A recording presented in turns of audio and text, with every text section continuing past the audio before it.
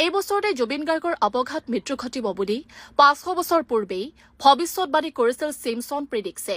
পৃথিৱীৰ ভৱিষ্যত লিখি থকা বুলিও অনুমান কৰা ছিমছন প্ৰেডিক্সত এখন বিখ্যাত গায়কৰ ২০২৫ চনৰ ছেপ্টেম্বৰত বিয়োগ হ'ব বুলি উল্লেখ আছে।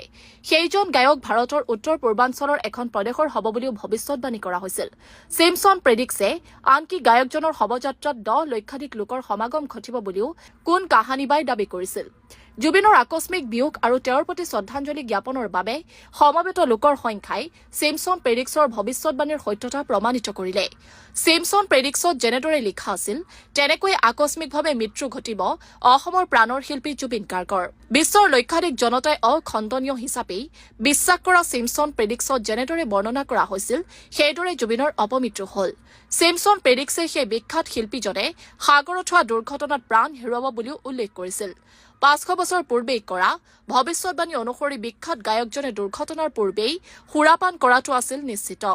তেওঁ বিদেশ ভ্ৰমণৰ সময়ত প্ৰাণ হেৰুৱাব বুলিও ছিমছন প্ৰেডিক্সত সবিস্তাৰে বৰ্ণনা কৰা আছে। ছিমছন প্ৰেডিক্সে যেনেদৰে ব্যাখ্যা কৰিছে তেনেকৈ জুবিন গাৰ্গে প্ৰাণ হেৰুৱালে। গ্ৰন্থখনত উল্লেখ কৰা অনুসৰি গায়কজনৰ মৃত্যু ৰহস্যঘন হৈ পৰিব।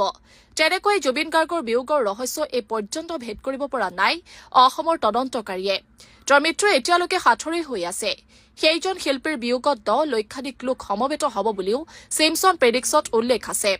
অজ্ঞাত লেখকে ৰচনা কৰা গ্ৰন্থখনৰ বিৱৰণ অনুসৰি জুবিনৰ প্ৰতি ১৭ লক্ষাধিক লোকে শ্ৰদ্ধাঞ্জলি নিবেদন কৰিলে।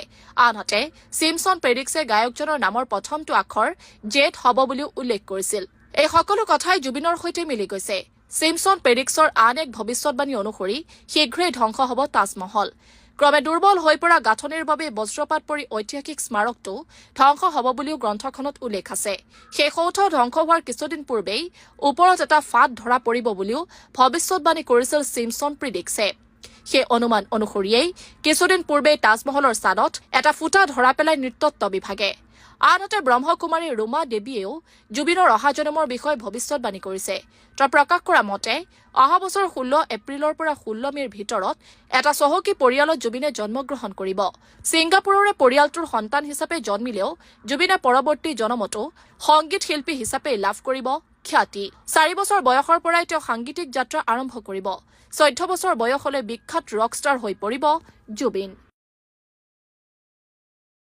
এই বছৰতে জুবিন গাৰ্গৰ অপঘাত মৃত্যু ঘটিব বুলি ৫০০ বছৰ পূৰ্বেই ভৱিষ্যতবাণী কৰিছিল ছিমছন প্ৰেডিক্সে। পৃথিৱীৰ ভৱিষ্যত লিখি থকা বুলিও অনুমান কৰা ছিমছন প্ৰেডিক্সত এখন বিখ্যাত গায়কৰ ২০২৫ চনৰ ছেপ্টেম্বৰত বিয়োগ হ'ব বুলি উল্লেখ আছে। সেইজন গায়ক ভাৰতৰ উত্তৰ পূৰ্বাঞ্চলৰ